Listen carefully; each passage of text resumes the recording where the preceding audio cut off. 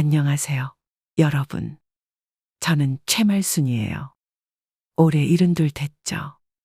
저는 얼마 전까지만 해도 강원도 작은 시골 마을에서 혼자 살고 있었어요. 제 삶은 그렇게 화려하지도 복잡하지도 않았습니다. 아침에 눈 뜨면 마당으로 나가고 텃밭에서 오이랑 고추 돌보고 바람 좋을 땐 마루에 앉아서 하늘을 보며 하루를 보냈죠. 남들은 그런 게 심심하지 않냐고 하지만 저는 그런 소소한 평화가 좋더라고요. 하지만 그런 여유도 그리 오래 가지 못했어요. 바로 제 아들 정규 때문이었습니다. 정규는 제 유일한 자식이에요. 남편이 일찍 세상을 떠나고 나서 거의 저 혼자 키우다시피 했죠. 시댁에서도 친정에서도 아무도 도와주지를 않았거든요. 남들처럼 잘해준 건 아니지만 그래도 밥 하나 굶기지 않고 키우려고 대학교까지는 어떻게든 보내주려고 부단하게 노력했어요. 그런데 그 정규가 다 커서 도시로 나가더니 사업으로 돈을 엄청 벌었다는 거예요. 얼마나 뿌듯하던지요. 그런데 몇 해 전부터 일이 잘 안 풀리는지 자꾸 집을 찾아오더라고요. 처음엔 그냥 힘든가 보다 싶었는데 나중에는 뭔가 부탁하려고 오는 게 뻔히 보였어요. 자꾸 밭을 좀 팔아달라, 은행에 맡겨놓은 돈 좀 없냐 등등. 그런 식으로 부탁을 하길래 몇 번 도와줬지만 제가 돌려받은 돈은 한 푼도 없었답니다. 그날도 그랬어요. 마루에 앉아서 쉬고 있는데 정규가 느닷없이 찾아오더군요. 녀석은 늘 그렇듯 문을 벌컥 열고 들어왔어요. 정규는 어릴 때부터 성격이 급해요. 한 가지 일이 안 풀리면 얼굴에 다 드러나는 편이죠. 그런 녀석이 들어오자마자 큰 소리부터 지르니 제 마음이 또 답답해지더라고요. 엄마, 왜 이렇게 전화를 안 받아요? 안 그래도 바빠 죽겠는데 내가 직접 여기까지 와야겠어요? 사실 그 당시 제가 정규 녀석 전화를 한동안 안 받았거든요. 통화를 하기만 하면 자꾸 뭘 해달라고 했으니 저로서는 피하는 게 당연했죠. 엄마, 일단 들어는 봐봐요. 내가 이번엔 정말 부탁 좀 해야겠으니까. 목소리가 벌써부터 다급했어요. 저는 속으로 한숨을 쉬었죠. 이건 분명히 또 돈 얘기겠구나 싶어서요. 차마 바로 무안을 줄 순 없어서 한참 정규를 쳐다봤어요. 그런데 얼굴은 또 어찌나 험상궂은지 오히려 제가 긴장될 지경이더군요. 그래, 일단 알겠으니까. 들어와서 차나 한잔해라. 먼 길 달려오느라 고생했을 텐데. 아니요, 바로 또 근처에 들릴 곳이 있어서 차 마실 시간은 없어요. 차 마실 시간도 없는 녀석이 대체 여기까지는 왜 온 거람? 저는 짧게 중얼거리고는 말했어요. 그래, 그래서 네가 할 부탁이란 게 뭔데 그러니? 집이요. 뭐라고? 집, 이 집 좀 팔아야겠어요. 집? 내가 사는 이 집? 저는 이해가 되질 않아서 잠시 눈을 끔뻑였어요. 아니, 정규야. 지금 네 엄마가 살고 있는 집을 팔아야 하겠다는 거니? 그렇죠. 엄마, 나도 고민하다가 말한 거예요. 그럼 나는 여기를 팔아버리면 나는 어딜 가서 살라고. 엄마 살 곳이야. 내가 방 하나 못 구하겠어요. 어디 원룸이든 오피스텔이든 제가 구해드릴게요. 정 없으면 우리 집에 들어와도 되고요. 아니, 멀쩡한 내 집을 놔두고 내가 그런 데를 왜 기어 들어가야 하냐고. 저는 정규의 말에 어이가 없었어요. 아무리 자기 사업 때문에 돈이 급해도 그렇지. 어떻게 자기 엄마가 평생 살아왔던 터전을 하루아침에 팔아야겠다고 하는 건지. 심지어 이 집은 제가 물려주겠다고 한 적도 없던 곳이에요. 이미 그 전에 녀석이 밭을 팔아달라, 뭘 해달라 라고 해서 이것저것 해준 적이 있었지만 집만큼은 저도 양보 불가였어요. 정규야, 이번엔 안 된다. 네가 무슨 얘기를 해도 이 집은 안 돼. 솔직히 저는 제 아들을 어느 정도 믿었어요. 아무리 그래도 자기 엄마인 제가 싫다고 하면 어느 정도는 이해할 줄 알았죠. 하지만 아니더군요. 정규는 제게 거절을 당하자 얼굴이 붉어지면서 목소리를 높이더라고요. 엄마, 왜 이렇게 고집을 피워요? 엄마가 내 사정이 얼마나 힘든지 알기나 해요? 나 지금 진짜 죽을 맛이에요. 그냥 잠깐만 팔자는 거예요. 팔았다가 나중에 내가 돈 벌어서 다시 사오면 될 거 아니에요? 이게 그렇게 어려운 얘기예요? 엄마 바보냐고요. 부모에 대한 존중도 없고 상식적이지도 않은 말에 제 속이 확 상하더군요. 그래도 꾹 참고 단호하게 말했죠. 정규야, 이 집은 애초에 네가 함부로 할 수 있는 게 아니다. 내가 힘들게 지켜온 집이야. 네가 몇 마디 말한다고 그렇게 쉽게 내줄 수 있는 집이 아니라고. 아, 엄마. 그럼 여기까지 달려와서 나더러 빈손으로 돌아가라는 소리예요.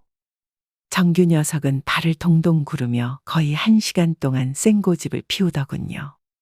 하지만 저는 끝끝내 녀석의 부당한 요구를 거절했어요. 그랬더니 정규가 답답한 듯이 머리를 한 번 쓸어 넘기더니 비웃듯 말하더라고요. 아, 됐어요. 내가 뭐 진짜 이깟 시골집 진짜로 탐낸 줄 알아? 그냥 엄마가 얼마나 속 좁은지 확인해 보려고 온 거예요. 뭐 그리 대단한 집이라고. 그 말을 듣는데 가슴이 콱 막히더라고요. 어떻게 자기 엄마한테 그런 말을 할 수 있는지 내가 뭘 그렇게 잘못했나 싶었죠. 막말 다 끝났니? 그럼 이제 나가라. 나도 더는 네 얘기 듣고 싶지 않다. 제가 그렇게 말하니 정규가 씩씩대면서 나가더군요. 그나마도 그냥 나간 게 아니라 마당에 있는 개를 굳이 발로 걷어차려고 하더라고요. 그러다가 오히려 물릴 뻔했지만요. 아이씨, 이놈의 개새끼가. 애꿎은 개 건들지 말고 썩 나가. 나가요. 나간다고요. 그리고 이걸로 끝이라고 생각하지 말아요. 엄마가 내 부탁을 거절한 만큼 이제 엄마 노후는 엄마가 알아서 책임져요. 알겠어요. 정규가 나가고 마침내 집안이 조용해졌지만 제 마음은 무겁게 가라앉았죠. 애초에 아들이 저의 노년을 온전히 책임져 주기를 바란 건 아니었어요. 하지만 아들 입에서 저렇게 대놓고 저를 미워하는 말을 듣고 저의 생존권을 두고 협박하는 말을 들으니 가슴이 아프고 앞길이 막막한 것도 사실이었답니다. 정규 녀석 성격상 빈말도 아닐 게 분명했고요. 그렇게 속이 뒤집힌 채로 마루에 앉아 멍하니 있었어요. 정규가 나가고 난 뒤에도 마음이 진정되지 않더라고요. 내가 너무 차갑게 굴었나 싶으면서도 이런 일이 한두 번도 아닌데 계속 들어주는 것도 옳지 않다는 생각이 들었답니다. 그러고 있는데 옆집 김 씨가 마당을 지나가다 날 보더니 툭 한마디 던지더라고요. 말순 씨, 왜 얼굴이 그리 죽상이야? 또 무슨 일 있어? 김 씨는 동네에서 성격 좋기로 유명한 사람이지만 또 그만큼 참견도 잘하기로 소문난 사람이에요. 마을 일이든 개인사든 모르는 게 없었죠. 처음에는 생긴 건 멀쩡하게 생겨서 뭐 저리 오지랖이 넓어 싶어서 굳이 친해지지 않았는데 나중에는 본디 마음은 선한 사람이라는 걸 알게 되고 무엇보다 김 씨도 아내를 잃어 저랑 비슷한 처지라는 걸 알게 된 후로는 더욱 가까워졌어요. 저랑 오랜 세월 동안 얼굴을 마주하고 살았으니 제가 마음이 편치 않은 걸 금방 알아차린 것 같았어요. 별일 아니에요. 그냥 사는 게 재미없어서 그래요. 제가 대충 둘러대려고 하니까 김 씨가 코웃음을 치면서 마루로 올라와 앉더라고요. 사는 게 재미없긴 뭐가 없어. 우리 말순 씨처럼 자기 인생 즐기면서 사는 사람이 어디 있다고? 근데 진짜 왜 그래? 정규가 또 뭐라고 한 거야? 김 씨 또한 정규가 몇 년 전부터 자꾸 돈 문제로 찾아온다는 걸 이미 알고 있었어요. 이 작은 동네에서 그런 일이 안 새어나가면 그게 더 이상한 거겠죠. 원래 같으면 창피해서 굳이 말을 하지 않았겠지만 답답한 마음에 저도 모르게 입이 열리더군요. 설명을 들은 김 씨가 어이가 없다는 듯 한탄을 거듭하더라고요. 뭐? 집을 팔자고? 아니, 정규 그놈은 가면 갈수록 점점 더 심해지는구만. 저도 속에서 끓어오르는 게 있어서 말을 이어갔어요. 내가 죽고 나면 몰라도 내 생전에 이 집만큼은 안 된다고 했더니 그깟 집 탐낸 줄 아냐면서 비웃고 나가더라니까요. 김 씨가 혀를 차면서 고개를 절레절레 흔들었어요. 하여간 고생해서 키운 자식이 더 부모 속을 썩인다더니 정규놈이 딱 그 꼴이구만. 그 말이 이상하게 웃기면서도 서글퍼서 저도 모르게 웃음이 나왔어요. 그래도 김 씨가 곁에 있으니 그나마 위로가 되더라고요. 그런데 김 씨가 갑자기 무릎을 탁 치며 그러는 거예요. 내가 좋은 방법 하나 알려줄까? 요즘 사람들이 자기 집 가지고 돈을 번다더라고. 에어비앤비라고 들어봤어? 에어비앤비? 그게 뭔데요? 김 씨는 어깨를 으쓱하면서 말을 이어갔어요. 그게 집을 잠깐씩 빌려주는 거야. 여기저기 여행 다니는 사람들이 하루 이틀 묵고 가는 거지. 요즘 사람들은 호텔보다 이런 데를 더 좋아한다더라고. 내가 들으니까 돈도 꽤 벌고 좋다던데 이 집 같은 전통 한옥이면 금방 될 거야. 어디 귀신 나올 것처럼 으스스하지도 않고 고즈넉하잖아. 김 씨 말이 솔깃하면서도 황당하더군요. 나는 혼자 이렇게 소박하게 살다 죽으면 그만이라 생각했는데 갑자기 집을 남한테 빌려준다는 게 상상이 잘 안 됐거든요. 그게 되겠어요? 우리 집은 방 개수만 많지 그냥 낡은 시골집인데. 그러니까 그게 매력이란 말이야. 요즘 도시 사람들이 그런 걸 좋아해. 여유롭고 한적하고 제대로 쉬는 느낌이 나니까. 내가 자네를 위해서 딱 도와줄 테니까 한번 해보자고. 김 씨의 말투는 거침없고 자신감이 넘쳤어요. 그 말을 듣다 보니 한번 해보는 것도 나쁘지 않겠다 싶더라고요.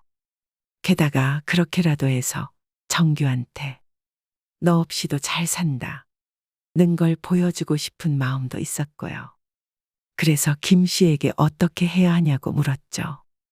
그랬더니 김 씨가 자기 가슴을 팡팡 치면서 말하더라고요. 내가 다 알아서 해줄 테니까 걱정하지 마. 우선 사진부터 찍어야지. 요즘은 사진빨이 좋아야 손님들이 온다더라고. 사진이라니 뭘 찍는다는 건지 어리둥절했어요. 집안 구석구석을 찍는다는데 굳이 그럴 필요까지 있나 싶었죠. 김 씨가 허리를 구부리고는 스마트폰을 꺼내들더니 이 방, 저 방을 기웃거리며 사진을 찍기 시작했어요. 이 방은 커서 좋고 이쪽 마루는 감성이 있네. 감성이요? 아이고, 이 아줌마. 감성도 몰라? 요즘 사람들은 감성에 죽고 감성에 살아. 자네 텃밭도 찍어야지. 도시 사람들은 이런 거 보러 오는 거야. 김 씨가 텃밭까지 찍으려니 허둥지둥 밭을 정리하게 되더라고요. 잡초를 급히 뽑고 아무렇게 널려진 기구도 조금 예쁘게 정리하고 그러다 보니 저도 모르게 이 집을 다시 보게 됐어요. 다 늙은 노인처럼 낡은 공간이라고만 생각만 했는데 나름 정갈하고 따뜻한 느낌도 있더라고요. 사진을 다 찍고 나니 김 씨가 의기양양하게 말했죠. 됐어? 이제는 인터넷에 올리기만 하면 돼. 인터넷이란 말을 들으니 갑자기 머리가 복잡해졌어요. 제가 그런 걸 한 번이라도 해봤겠어요. 김 씨는 제가 걱정스러운 얼굴을 하자 또다시 자기만 믿으라는 듯 가슴을 팡팡 치더군요. 내가 다 할 테니까 걱정하지 마. 그런데 가격은 말순 씨가 정해야 해. 가격이라. 김 씨가 설명하길 하루 묵는 대가로 얼마를 받을지 정하라는 거였죠. 얼마쯤 받아야 할까?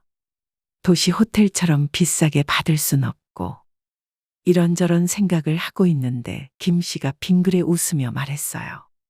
이런 시골에 묵으러 오는 사람들이 무슨 호텔 수준을 바라겠어?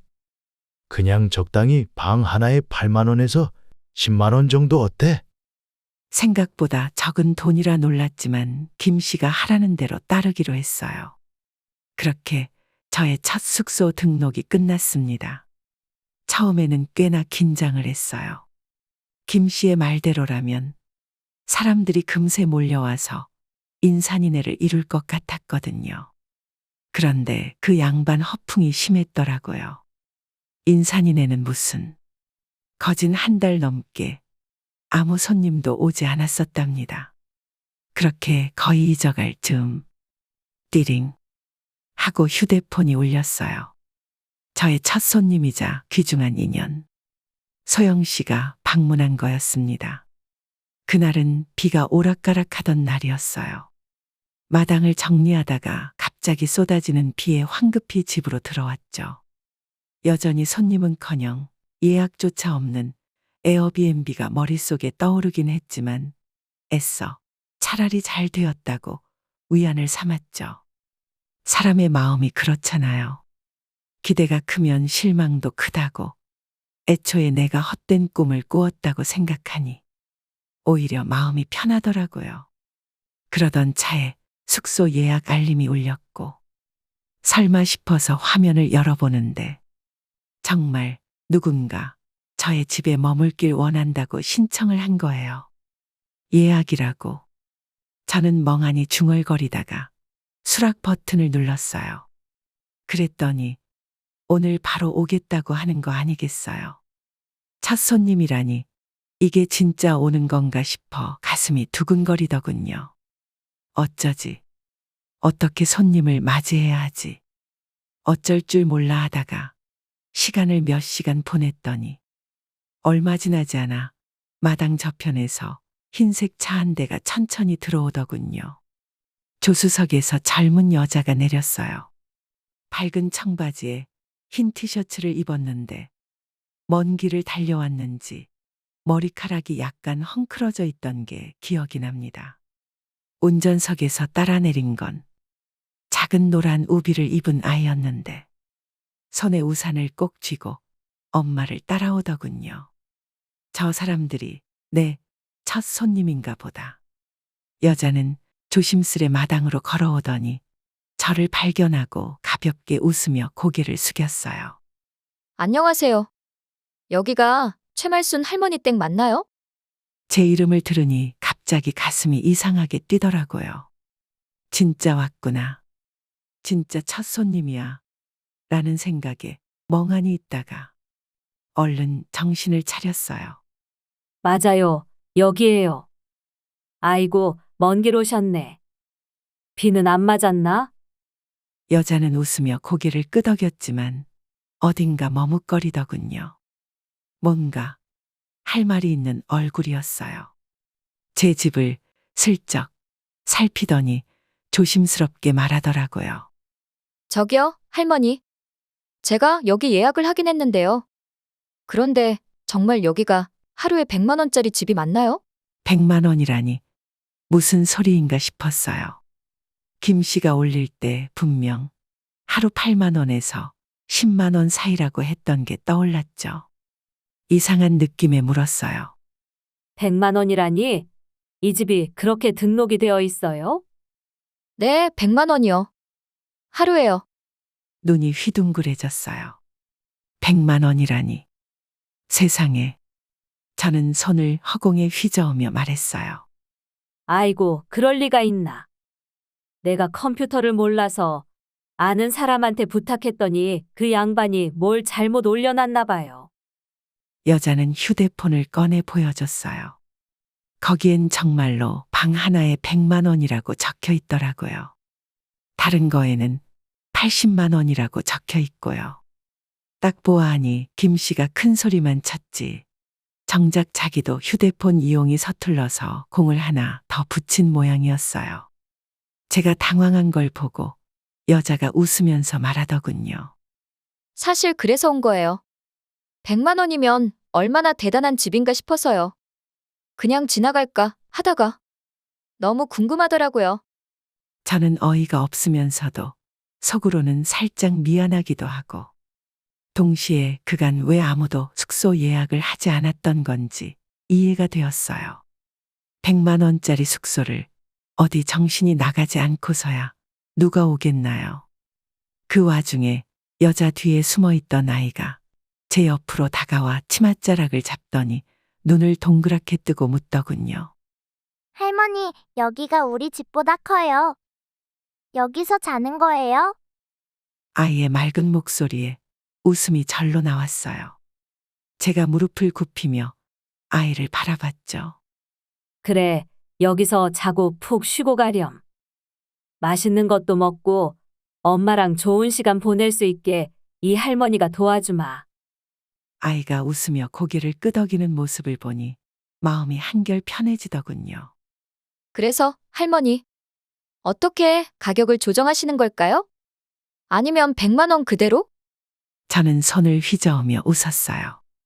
100만 원은커녕 10만 원도 안 받을 테니 걱정 말아요. 첫 손님으로 오신 기념이에요. 그냥 잘 쉬다가 기분 좋게 가면 난 그걸로 됐어요.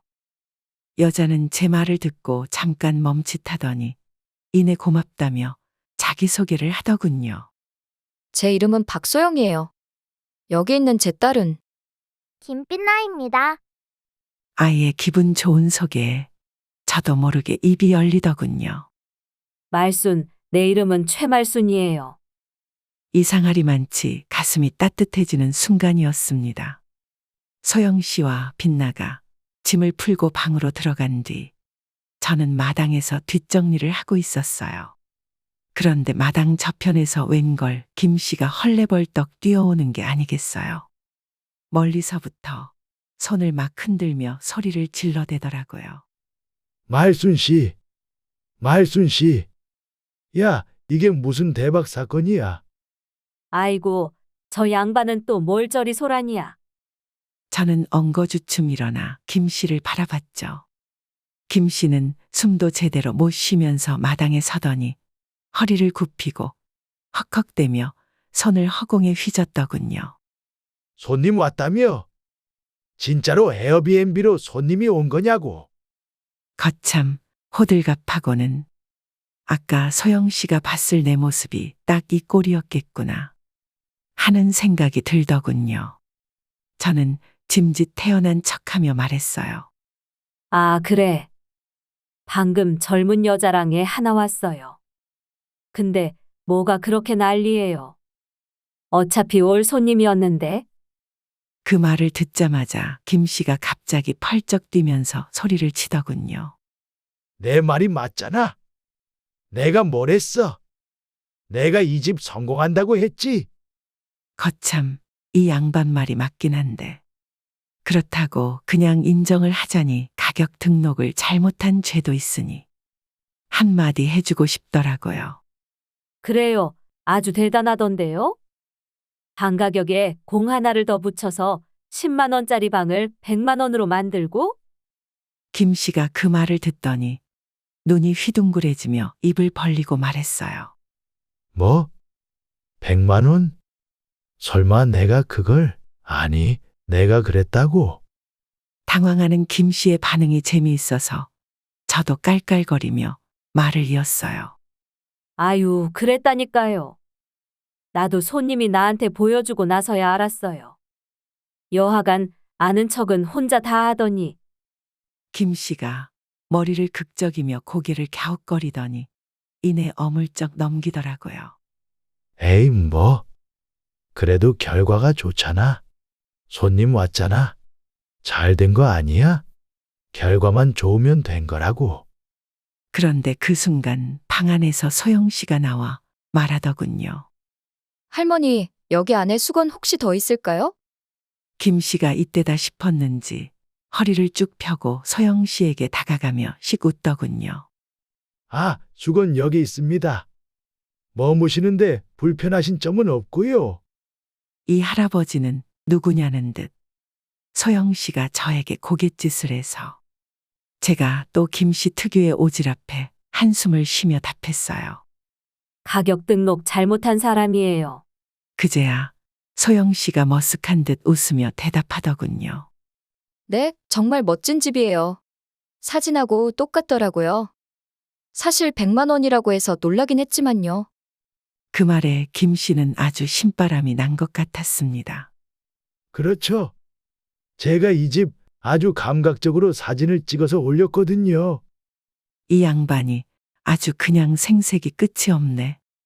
저는 그 말을 듣고 얄밉다는 듯 김 씨의 등을 툭툭 쳤어요. 감각은 무슨. 공 하나 잘못 붙여놓고 지금 뭔 자랑이에요. 김 씨도 민망했는지 사람 좋은 웃음을 터뜨리더군요. 에이, 말순 씨. 그러면 어때? 어쨌든 손님이 왔잖아. 그럼 된 거지. 그 말에 저도 결국 웃음이 나와버렸어요. 소영 씨도 어색한 듯 웃다가 우리와 함께 박장대소했죠. 그렇게 웃으면서 저도 모르게 그런 생각이 들더군요. 아, 이 집. 이제 진짜 뭔가 좋은 기운이 오나 보다 하고요. 소영 씨와 빛나는 지금 생각해도 저에게 큰 복덩이였어요. 7살 빛나가 학교에 들어가기 전에 전국 일주를 하고 있다던 소영 씨는 특별한 사연을 가지고 있었습니다. 사실 전 싱글맘이에요. 싱글맘? 네, 그러니까. 제가 지금보다 철없을 때 빛나를 덜컥 가져버렸거든요. 남자는 자기는 책임 못 진다고. 지우자고 했지만 어른들 욕심 때문에 죽을 아기가 너무 불쌍하더라고요. 그래서 결국 낳았는데 우리 예쁜 빛나 보세요. 낳지 않았으면 얼마나 후회했을지 몰라요. 사실 전 소영 씨를 만나기 전까지만 해도 싱글맘에 대한 막연한 비호감이 있었어요. 몸을 함부로 굴리는 생각 없는 여자들이라고 말이죠. 하지만 실제로 만난 소영 씨는 제 생각과는 전혀 다른 사람이었어요. 젊은 나이답지 않게 진중하고 무엇보다 다른 사람을 언제나 돕고자 했죠. 그건 저희 집에 손님으로 와서도 마찬가지였어요. 할머니, 일단 온라인에 등록된 이 집 소개부터 바꿔야겠어요. 소영 씨의 도움으로 김 씨가 잘못 등록한 반값 100만 원은 물론 전체적인 소개 글이나 사진, 기타 자질구레한 것들을 싹 다 바꿀 수 있었어요. 최신 기술의 문외한인 제가 봐도 정말 전과는 다르다는 게 느껴질 정도였죠. 깔끔하고 오고 싶달까요. 물론 그 과정 중에 자기가 찍은 사진도 예쁘지 않냐는 김 씨의 볼멘 소리도 있었지만 그 정도는 제가 간단하게 진압했답니다. 소영 씨는 빛나에게 최대한 넓은 세상을 보여주는 게 꿈이라고 했어요. 어릴 적에 저희 집이 너무 가난했거든요. 그래서 항상 눈앞에 보이는 걸 급하게 먹지 않으면 굶은 적이 많았어요. 그래서인지 남자도 그냥 떠나보내도 될 사람을 굳이 놓지 못하고 급하게 먹다가 탈이 난 거였고요. 그래서 우리 빛나한테는, 제 딸한테는 최대한 넓은 세상과 사람들을 보여주고 싶어요. 그래서인지 저희 집을 일반 숙소가 아닌 게스트하우스로 바꾸자는 것도 소영 씨의 아이디어였어요. 게스트하우스로 바꾸고 가격도 10,000원, 20,000원 정도 더 낮추면 사람들이 더 많이 찾아올 거예요. 그리고 매주 바비큐 파티도 하고요. 어떠세요? 저는 너무 좋은 생각이라며 적극 찬성했답니다. 바비큐 파티에는 나름 수채 일가견이 있다는 김 씨가 나서기로 했어요. 거참, 소영 씨가 거들어주는 건 좋은데? 가면 갈수록 이곳에서 내 입지가 사라져 가는 것 같아서 걱정이야. 저희 둘은 깔깔대며 그런 김 씨와 함께 이것저것을 준비했고 그런 둘의 도움 덕분에 두 번째, 세 번째 손님도 어렵지 않게 맞이할 수 있었어요. 소영 씨는 정말 우리 게스트하우스의 스태프처럼 앞장서서 일을 도왔어요. 나중에는 너무 고마워서 제가 돈을 따로 챙기려고 할 정도였으니까요. 하지만 소영 씨는 그런 저에게 사양을 하며 말하더라고요. 돈은 필요 없어요. 대신 어머니만 괜찮으시면 여기서 스태프로 일하면서 한 달만 더 있고 싶은데 어떠세요? 소영 씨가 그렇게 해준다면 나야 더 바랄 게 없지. 그렇게 1호 스태프 소영 씨, 자칭 공동 창립자 김 씨와 함께 우리 게스트하우스는 점차 구색을 갖추어 갔어요. 세 번째, 네 번째, 다섯 번째. 나중에는 계속되는 숙박 요청에 일일이 셀 정신도 없었답니다. 어서 오세요. 제가 짐 들어드릴까요? 빛나도 고사리 손으로 손님들을 맞이하며 자기 몫을 척척했답니다. 나중에는 정말로 외국인까지 오더라고요. 인근 사찰에 오기 위해서 저희 집을 이용하는 모양이었어요. Look at this. What a lovely traditional house. 외국인들은 김 씨의 말대로 저희 집은 고즈넉한 옛 한옥 모습을 무척이나 좋아하더라고요.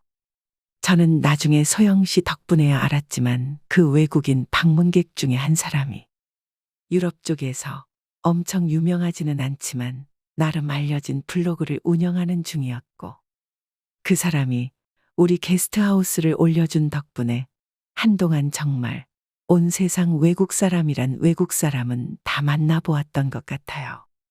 처음에는 주에 한 번씩만 하던 바비큐 파티는 하루만 머무는 사람들의 요청으로 매일 하는 것으로 바뀌었어요.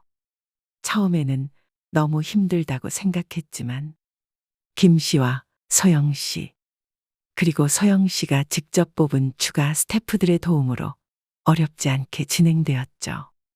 많이는 아니었고 한 달에 한두 명씩 저희 집에 왔다가 조금 더 머물고 싶어하는 젊은이들이 있었거든요.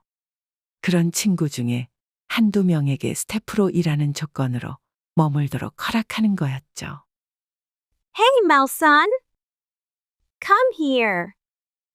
Let's take a photo. 세상 경험이라는 게 참 신기해서 평생 외국인과 말 한 번 섞어본 적 없던 저는 젊은 스태프들이 깔아준 번역기 어플을 통해 외국인들과 어렵지 않게 대화할 수 있었고 사람들은 희한할 정도로 저를 좋아해 줬어요. 제가 말을 이해 못해도 웃어주고 어쩌다 말이 통하면 기쁨의 건배를 했답니다. 정말 한동안 꿈속에 살았던 것 같아요. 하지만 만남이 있다면 이별이 있듯이 어느덧 소영 씨가 떠날 때가 오고 말았어요. 일면식도 없던 사이에서 우연한 계기로 만나 한 달 동안 정말 저에게 많은 걸 해줬던 사람이라 저는 너무 아쉽고 고맙고 슬펐어요. 그래서 소영 씨와 빛나를 한참 부둥켜 안고 울었던 것 같아요. 이런 말 하기 부끄럽지만 소영 씨는 내 인생에서 가장 어두울 때 와준 천사 같은 사람이야. 소영 씨 덕분에 이 늦은 나이에 인생을 살아가는 법을 배웠으니까. 소영 씨가 없었더라면 나는 그냥 이 폐가에서 늙은 귀신처럼 살다가 죽었을 거야. 그런 말씀 마세요. 어머니 덕분에 저야말로 행복했던걸요. 우리 빛나도 쉽게 할 수 없는 값진 경험을 많이 했고요. 정말 감사해요. 감사해요, 어머니. 저는 떠나는 소영 씨에게 그간 고마웠다며 현금을 담은 봉투를 주었어요. 소영 씨는 이럴 수는 없다며 극구 사양했지만 제가 거의 강제로 찔러 넣었어요. 복을 받으면 갚아야 하는 게 인지상정이잖아요. 소영 씨는 빛나와 함께 이제 일본으로 떠날 생각이라고 했어요. 원래는 국내 여행은 잠깐만 하고 바로 해외로 떠날 생각이었다고 했는데 저희 집이 마음에 들어서 일정을 늦췄다고 하더라고요. 그리고 그렇게 소영 씨는 떠났지만 저희 집에는 여전히 소영 씨가 남겨놓은 것들이 많았어요. 우선 스태프들이 그러했죠. 사장님, 여기 나눈 방 이불 빨래 한번 돌리고 올게요. 소영 씨가 직접 만들어 놓은 스태프 시스템 덕분에 제가 직접 일일이 신경 쓰지 않아도 젊은 스태프들끼리 저희 집을 관리하고 유지 보수를 했어요. 저는 새로운 스태프가 들어오면 직접 면담하고 교육하는 정도만 했죠. 물론 간단히 말해서 이 정도지. 저도 당연히 이것저것 일을 하느라 정신은 없었어요. 매일 밤 파티에서 먹을 음식과 찬을 준비하고 떠나는 스태프들을 위해 약간의 용돈과 어쩌다 경조사가 생기면 꼭 챙기는 등 인간적인 면을 많이 챙겼던 것 같아요. 김 씨의 경우에는 그 특유의 오지랖이 여전했답니다. 동의할 수 없지만 스태프들 사이에서 귀요미 할아버지라는 별명이 붙은 김 씨는 곁에서 보니 여러모로 좋은 점이 많긴 많더라고요. 우영아, 고기 그만 굽고 너도 가서 사람들하고 먹고 놀아. 네? 하지만 할아버지, 오늘은 제가 바베큐 당번인걸요. 그래, 나도 알아. 하지만 내가 저런 젊은 친구들하고 노느니 네가 노는 게 훨씬 낫지. 자, 얼른 집게 놓고 가. 그런 식으로 김 씨는 사람들을 은근히 챙기는 순간이 많았답니다. 제가 슬쩍 다가가서 그런 김 씨에게 말했죠. 어이구? 젊은 아가씨들한테 둘러싸여서 마냥 즐기는 줄 알았더니 그건 또 아닌가 보네요. 이게 누구야? 우리 게스트하우스 최고 인기 스타 말순 씨 아니야? 그리고 즐기기는 무슨? 그냥 다들 술 기운에 나 같은 늙은이가 만만하니 놀리는 거지 뭐. 그런데 왜? 설마 내가 젊은 아가씨들이랑 놀아서 질투하는 거야? 질투하기는 무슨. 빨리 고기나 더 구워요. 그리고 그렇게 1년이 가까워질 즈음. 그러니까 작년 12월이었을 거예요. 다들 크리스마스 파티하겠다고 정신이 없던 때에 제가 잠시 화장실에 간 사이 스태프 중 한 명이 게스트하우스 전화를 대신 받고 있더군요. 표정이 조금 당황한 것 같았죠. 왜 그러냐는 저희 말에 스태프 우영 씨가 말했어요. 그게 사장님 아드님이시라는데요? 제 아들 정규의 복귀였습니다. 만약 그때 전화를 제가 받았다면 게스트하우스고 뭐고 다 숨겼을 테지만 저와 아들 사이의 일을 모르는 스태프 우영 씨는 그냥 평소대로 우리 게스트하우스 이름을 말하며 인사를 한 모양이었어요. 덕분에 아들 정규가 우리 게스트하우스에 왔을 때는 이미 인터넷에 올라온 우리 집에 대한 사람들의 좋은 평가와 명성을 다 알고 있는 상태였죠. 1년 동안 연락도 없었던 정규 녀석은 나타나자마자 감탄부터 쏟아냈어요. 분명 떠나갈 때는 저한테 2번 다시 보지 않을 것처럼 말하던 녀석이 말이죠. 엄마, 이 집 대박이에요. 왜 이런 좋은 사업 아이템을 지금까지 숨겼던 거예요? 한국뿐만이 아니에요. 유럽이나 미국 매거진에서도 여기를 강원도에 숨겨진 보물로 꼽았던 거 아세요? 정규는 마치 저를 시골뜨기 노인네로 취급하며 한 말이었지만 전 이미 정규보다 젊은 친구들과 1년 가까이 지내며 인스타그램이나 페이스북 등등 온갖 신문물을 잘 다룰 수 있게 된 상태였어요. 정규가 말한 매거진에 우리 게스트하우스가 올라간 것도 이미 잘 알고 있었죠. 그래, 안다. 어쩌면 너보다 잘 알지도 모르지. 그러거나 말거나 너는 대체 여기에 왜 온 거니? 분명 네가 말하지 않았니? 이제 내 노후는 내가 알아서 하라고. 그럼 이제 우리 사이는 서로 끝 아니니? 아니, 엄마. 어떻게 천륜을 그렇게 쉽게 저버려요? 그건 그때 그냥 홧김에 한 말이죠.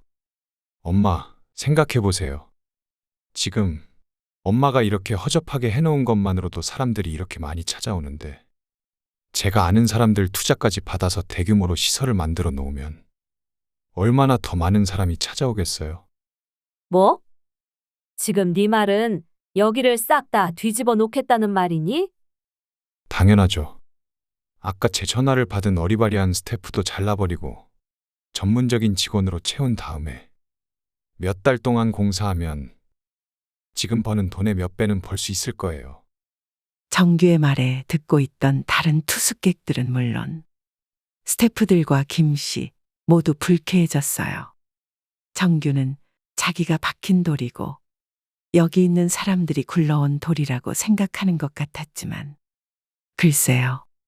우리 입장에서는 정규가 굴러온 돌이고 불쾌한 불청객이었답니다. 저에게 이미 답은 분명했어요. 이미 정규는 자기 뜻대로 되지 않으니 저를 버리듯 폭언을 퍼붓고 간 녀석이었어요.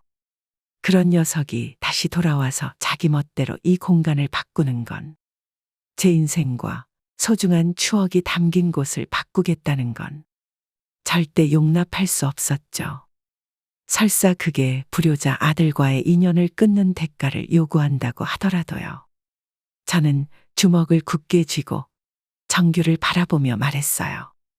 아니, 그렇게는 안 될 거다. 뭐라고요? 엄마, 정규 넌 이미 그때 나에게 끔찍한 말들을 퍼붓고 가버렸잖니? 이 공간을 다시 꾸미고 채운 건 나와 여기 있는 소중한 사람들이야. 너처럼 무책임하고 이기적인 녀석이 돌아올 곳은 없다고. 엄마, 제정신이에요. 이건 대박 사업 아이템이에요. 요즘같이 외국인들이 한국에 관심 많을 때 떼돈을 벌 수 있고 인생을 바꿀 수도 있는 찬스라고요. 그런데 소중한 사람들, 고작 그런 쓰레기 같은 거에 엄마가 집착을 하니까 그 나이 먹도록 구질구질하게 사는 거 아니에요. 순간 가슴에 비수가 날아와 꽂힌 것처럼 아프더군요. 내 아들이라는 녀석이 어찌 엄마인 나에게 저런 말을 할 수 있을까 하고요. 충격에 차마 입을 열지 못하고 있던 때 도움의 손길은 뜻밖의 사람들에게서 뻗어져 나왔습니다. 젊은 친구가 자기 엄마한테 못하는 말이 없구먼. 김 씨였어요. 뒷짐을 진 채 눈을 부릅뜨고 제 곁에 서졌죠. 정규는 넌 또 뭐냐는 듯 김 씨에게 눈을 부라리더군요. 할아버지는 또 뭔데 나서는 거예요? 여기서 일하는 일꾼, 뭐 그런 거예요. 일꾼이라니? 난 여기 공동 창립자일세. 창립자. 그런 거였구나. 어쩐지. 저와 김 씨를 번갈아 보던 정규가 어이없다는 웃음을 터뜨리더군요. 이내 녀석의 얼굴이 경멸로 가득 찼어요. 왜 이 시골에 붙어서 거지같이 사나 했더니 그 나이 먹고 둘이 붙어 먹은 거예요? 정규야, 너 지금 네 엄마한테 말하고 있는 거 맞니? 그럼 내가 엄마한테 말하지. 누구한테 말하는 건데요? 자네, 적당히 하게. 김 씨가 저를 보호하며 나서더군요. 나 김재필. 석자 이름을 걸고 말하네. 자네 엄마한테 혼자서 호감을 품은 적은 있어도 우리 둘이 지금껏 하늘 아래 부끄러운 짓을 한 적은 없어. 그런데 지금 대체 뭐 하는 짓인가? 자네 나중에 이러다 후회하네. 아이씨, 당신은 빠지라니까. 김씨 할아버지 말이 맞아요.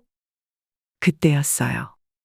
곁에서 듣고 있던 다른 스태프들은 물론 손님들까지 우르르 우리의 편을 들고 나선 건요. 당신이 뭔데 우리 사장님을 건드는데. 어디 쌍판대기는 철판을 깔았나?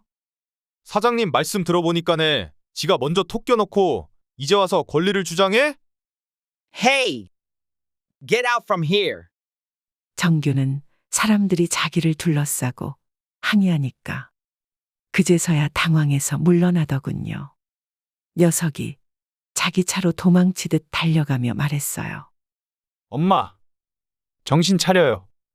이 사람들 결국 남이라고요. 결국에는 이 집도 언젠가 내가 물려받을 거예요.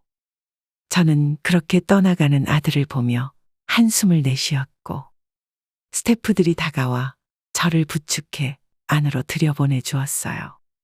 도움을 받아 겨우 의자에 앉았죠. 스태프 우영 씨가 경찰에 신고하자고 했지만 저는 고개를 가로저었어요. 일단 지금은 생각을 조금 정리하고 싶어요. 다들 나 신경 쓰지 말고 놀아요. 이건 지극히 개인적인 문제니까.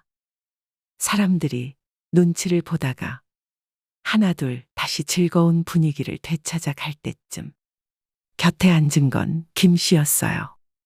김 씨가 옆에 앉아 담뱃불을 붙여 물더군요. 제가 그걸 물끄러미 바라보니까 김 씨가 제게 담배를 내밀었어요. 한 대 피울 거야? 피기는 무슨. 나 담배 싫어하는 거 몰라요? 알지? 나도 그래서 한동안 안 피웠잖아. 오늘은 날이 날이니만큼 오랜만에 불 한번 붙여본 거고. 나 때문에 안 피웠다고요? 아니. 그게 말이 그렇게 되나? 김 씨가 부끄럽다는 듯 입을 다물었어요. 생각해보니 그동안 이상한 점이 있었어요. 김 씨가 왜 그렇게 나를 도와줬을까? 돌이켜보면 소영 씨는 물론 이 게스트하우스가 시작된 모든 출발점에는 김 씨가 있었더라고요. 그러니까 제 인생에 찾아온 첫복은 바로 김 씨였던 거죠. 이유가 뭐예요? 뭐가 말이야? 그날 내가 우울하게 마루에 앉아있던 날 말을 걸어왔던 이유요. 그건 그냥 언제나 능구렁이처럼 말을 하던 양반이 그때만큼은 얼굴을 붉히며 입을 다물더군요. 여자의 감이라는 게 있잖아요. 저도 바보가 아니었고 남자란 동물을 모르지도 않았죠. 그래서 아까 정규와 했던 이야기를 말했어요. 아까 그 말은 진심이에요? 또 뭐가? 나한테 혼자 호감을 품었었다는 거요. 그건 그러니까. 나도 순간 너무 화가 나서 그만. 그래서 아니라는 거예요? 그건 또 아니고. 그러니까 당황하는 김 씨의 모습이 퍽 귀엽기는 하더라고요. 그 모습에 제가 씩 웃고는 자리를 후를 털고 일어나며 말했어요. 대답할 필요 없어요. 어차피 나는 재혼 같은 건 할 생각 없으니까. 재혼? 아니, 나도 그런 것까지 바라지는 않았어. 그냥 어쩌면 우리가 뭐요? 제가 놀리듯 말하니 김 씨가 침을 꿀꺽 삼키고 말하더군요. 그냥 좋은 친구 정도 될 수 있지 않을까 싶었지. 피식. 제가 옅게 웃으며 고개를 끄덕였어요. 이미 우린 좋은 친구잖아요. 난 그런 줄 알았는데. 아닌가 보네요. 아니. 내 말은 그게 아니라. 됐어요. 빨리 저기 가서 고기나 구워요. 김 씨와는 지금도 친구처럼 어떨 때는 약간은 낯간지럽게 그렇게 지내고 있습니다. 어차피 집도 바로 옆이라 매일 봐서 조금 질리기는 하지만요. 여하간 정규와는 최근에 아예 의절을 했어요. 천륜을 어떻게 끊냐던 녀석은 자기가 먼저 그 천륜을 가지고 협박을 해오더군요. 게스트하우스를 넘기지 않으면 2번 다시 자기 얼굴 못 볼 줄 알라고요. 그래서 제가 말했죠. 그래, 그럼 우리 모자 인연은 여기까지다. 제가 너무 간단하게 답하니 오히려 정규 녀석이 당황한 눈치였습니다. 그 후로 오는 연락은 모조리 무시했고 나중에는 제가 그냥 차단까지 했어요. 혹시라도 정규가 찾아와도 이미 지난번 일 때문에 화가 단단히 난 스태프들과 김 씨가 얼씬도 못하게 쫓아낼 만반의 준비를 한 상태고요. 그 모든 과정을 겪으면서 저는 이상하리만치 마음이 평온했어요. 분명 하나뿐인 아들을 2번 다시 볼 수 없는데도 불구하고요. 그래서 왜 그럴까 고민을 해보았는데 답은 생각보다 간단했습니다. 내 인생을 찾았으니까. 과거의 저는 이미 잃어버린 젊음을 그리워하며 그 젊음을 가지고 있는 아들 정규에게 알게 모르게 정신적인 의지를 했지만 이제는 아니었어요. 이제 저에게는 저만의 삶이 있고 저만의 가족들이 있습니다. 아들이 없어도 차고 넘치게 행복할 정도로요.